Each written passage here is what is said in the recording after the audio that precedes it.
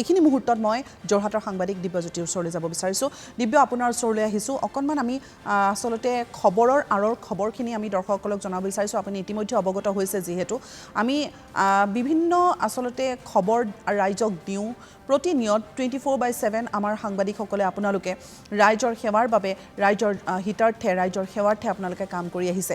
কিন্তু যেতিয়া পানীৰ পৰিৱেশ আমি আপোনালোকক দেখিছিলোঁ কেমেৰাত, যেতিয়া আপোনালোকে বাতৰি যুগুত কৰিবলৈ গৈছিল, বানৰ বিভীষিকাময় পৰিৱেশৰ সৈতে আপোনালোক যেতিয়া একাত্ম হৈ পৰিছিল, ক'ৰবাত পানী, ক'ৰবাত বোকা, ক'ৰবাত খাবলৈ এমুঠি অন্ন নাই, ক'ৰবাত যাবলৈ যোগাযোগ বিচ্ছিন্ন হৈছে, একোৰে সুবিধা নাই, তেনেকুৱা অৱস্থাত আপোনালোকে যেতিয়া ৰিপৰ্টিং কৰিছিল, সংবাদ সংগ্ৰহ কৰিবলৈ গৈছিল, তেতিয়া যথেষ্টখিনি অভিজ্ঞতাৰ আপোনাৰ সমল গোট খাইছে। গতিকে সেই সময়খিনিৰ অকণমান অভিজ্ঞতা আপোনাৰ মুখেৰে শুনিব বিচাৰিছোঁ দিব্য। সেইখিনি মুহূৰ্তত আপোনাৰ কেনে অনুভৱ হৈছিল যেতিয়া পানী ক্ৰমান্বয়ে বাঢ়িবলৈ ধৰিছিল আৰু চিনাকি ঠাইখিনি ক্ৰমাৎ অচিনাকি হৈ পৰিবলৈ ধৰিছিল? দিব্য। অৱস্থাকা ইতিমধ্যে আপুনি বহুকেইখন ঠাইৰ কথা কৈছে বা আমাৰ সতীৰ্থসকলেও কৈছে। এতিয়া মই আপোনাক যোৰহাটখনৰ কথা অকণমান ক'বলৈ বিচাৰিছোঁ। সেইদিনা নিশা ঠিক 18 তাৰিখৰ নিশাৰ কথা আছিল। 18 তাৰিখৰ নিশা হঠাৎ আমালৈ ফোন আহিছিল, আচলতে সন্ধিয়াৰ ভাগত, যে যোৰহাটৰ বৰিগাঁৱত ভোগদৈ মথাউৰিৰ ওপৰেৰে পানী বাগৰিছে। সকলোৱে কথাটো ইমান বেছি গম্ভীৰভাৱে লোৱা নাছিল, কিন্তু তাৰ স্থানীয় লোকসকলে আমাক বাৰে বাৰে ফোন কৰিছিল যে ভোগদৈ মথাউৰিৰ পানী বাঢ়িছে, মথাউৰিটো বহুত পুৰণা, গতিকে মথাউৰিটো ছিগিব পাৰে। বহু লোকে কথাটো নৎসাত কৰিছিল, বিভাগে প্ৰথমতে কথাটো নৎসাত কৰিছিল, কিন্তু বিভাগে গা এৰা দিয়া নাছিল। তাৎক্ষণিকভাৱে গৈ যিখিনি ব্যৱস্থা ল'ব লাগিছিল, হঠাৎ ঠিক সৰু গাঁঠিৰ ওপৰত থকা পানী লাহে লাহে গৈ এককাল পৰ্যন্ত বৰিগাঁৱৰ মূল পথটোৰ ওপৰে হৈছিল, যিটোৱে আপুনি চাৰিগাঁৱলৈ যাব পাৰে, যিটোৱে নিমাতীলৈ যাব পাৰে। সেই পথটোৰ ওপৰত এককাল পানী হৈছে। মই আৰম্ভণিৰ পৰা কিছু সংক্ষেপে আপোনাক ক'ব বিচাৰিম। তাৰপিছত নিশাটো গ'ল, ঠিক নিশা 1:30 বজাত মোলৈ ফোন আহিছে। মই ঘৰত বিচনাখনত পৰিছোঁ বৰিগাঁৱৰ পৰা গৈ, যে যোৰহাটৰ উপকণ্ঠ শ'লমৰাত মথাউৰি ভাঙিছে 3টাকৈ স্থানত। কথাবোৰ নিশাৰ ভাগত আহিছে, হয়নে নহয় সেয়া বিভিন্নজনক খবৰ কৰিছোঁ। কোনোবাই ফোন ধৰিছে, কোনোবাই নাই ধৰা।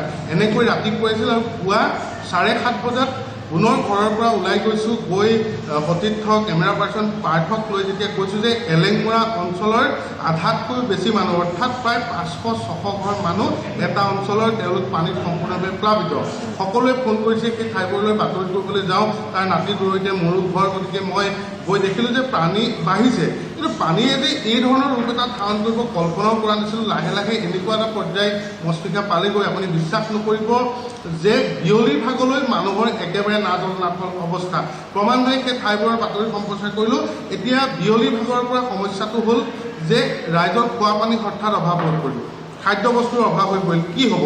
আৰু সাংবাদিক হিচাপে আছোঁ, স্থানীয় এলেংমৰাৰ বহুসকল যুৱকে মোক ক'লে যে দাদা অলপ খোৱা পানীৰ ব্যৱস্থা কৰিব পাৰি নেকি? তেতিয়ালৈকে মই কথাটো ইমান গম্ভীৰভাৱে লোৱা নাছিলোঁ যে খোৱা পানী হঠাৎ ইমান টনাটনি হ'ব পাৰে নেকি। এজন ব্যৱসায়ীক অনুৰোধ জনাইছিলোঁ, তেওঁ কিছুসংখ্যক খোৱা পানী যোগান ধৰিলে। সেয়াই আৰম্ভণি মস্তিকা। তাৰপিছত মন কৰিব, সেই কাষৰীয়া শ'লমৰা, এলেংমৰা, মজিয়াভেটি, চেঙেলীআটি, সোণাৰীগাঁও, সকাইখঙীয়া, নহতীয়া, খুটিয়াপুটা, ভূঞাবস্তি আদি বিস্তীৰ্ণ এটা অঞ্চল, বহু গাঁও একেলগে এটা এই পিছৰ বিয়লি ভাগৰ পৰা সম্পূৰ্ণৰূপে বানত প্লাবিত হৈ গ'ল। আৰু বিশ্বাস নকৰিব, আজিৰ পৰ্যন্ত মজিয়াভেটি 2টাকৈ ঠাইত মই আজি পুৱাৰ ভাগত গৈ আহিছোঁ এটা বাতৰি সম্প্ৰচাৰ কৰিবলৈ গৈ, প্ৰায় 3 কিলোমিটাৰ পথৰ ওপৰত গৈছোঁ, একাঠুৰ ওপৰত পানী আছে এতিয়াও। আৰু আটাইতকৈ ডাঙৰ কথা যে জিলা প্ৰশাসনক কওঁ যে খাদ্যবস্তু তেওঁলোকে কিন্তু যোৰহাটত পৰ্যাপ্ত যোগান ধৰিলে, তো তাৰ মাজত একাংশ বিষয়া কৰ্মচাৰীয়ে আচলতে বা একাংশ ইউনিট মেম্বাৰ যিসকল থাকে, তেওঁলোকে একোজন বিধায়কৰ ভূমিকা পালন কৰিবলৈ যোৱা যেন অনুভৱ কৰিলোঁ বা দেখিলোঁ। যে তেওঁলোকে এনেকুৱা এটা অৱস্থা কৰিলে যে খাদ্য সামগ্ৰী নি ঘৰৰ ভিতৰত মজুত কৰিলে। ব্যক্তিগতভাৱে কোনোৱে বিধায়কক অভিযোগ দিয়াত, বিধায়কে ধমক দিয়াত সেই দলীয় ইউনিট মেম্বাৰ এজনে ঘৰৰ ভিতৰৰ পৰা সামগ্ৰী উলিয়াই দিবলগীয়া হ'ল। এইবোৰ একোটা অভিজ্ঞতা আপোনাক কৈছোঁ। তাৰ পাছত এতিয়া যদি মই কওঁ যোৰহাটৰ সেই মজিয়াভেটি অঞ্চলৰ কথা আপোনাক কওঁ বা তাৰ ভিতৰৰ শ'লমৰা ভিতৰৰ কথা কওঁ, এতিয়াও কিছু মানুহ আছে, 220 ঘৰ মানুহৰ বাতৰি আজিৰ পৰা 3 দিন আগত কৰিছোঁ মস্তিকা। আপুনি বিশ্বাস কৰক, এতিয়াও ঘৰৰ চালবোৰ ডুব গৈ আছে।